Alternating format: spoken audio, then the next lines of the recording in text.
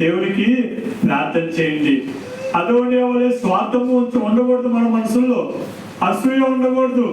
Already అప్పటికే అందరికీ తెలుసు సొలొమోనే రాజని, కానీ ఇతనేంటి, నేను కుమారుడినే కదా, నేను రాజు నమ్మదు కదా అని అలా సాతాను ఏం చేసిందంటే ఇతను ఒక హృదయంలో కుళ్ళు కుతంత్రములను నింపేసింది. ఈ రోజున మన యొక్క జీవితం అలా ఉండకూడదు.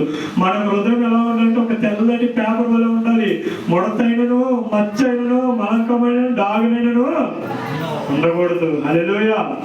ఈ రోజున నీవు దేవుడికి ఎలా ఉన్నావో మనం గమనించుకుందాం. దేవుడి పట్ల మనం ఎలా నడుస్తున్నామో మనం గమనించుకుందాం.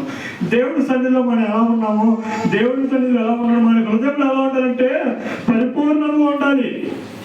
ఆయన సన్నిధికి వచ్చినప్పుడు నీకు హృదయం ఎలా ఉండాలంటే అది సంపూర్ణమైన హృదయంగా ఉండాలి.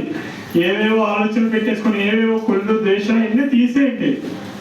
అవన్నీ ఏంటంటే ఇక్కడతోనే ఒక 70-80 సంవత్సరాలు రాగానే ఏమవుతాయండి, మట్టిలోనే కలిసిపోతాయి.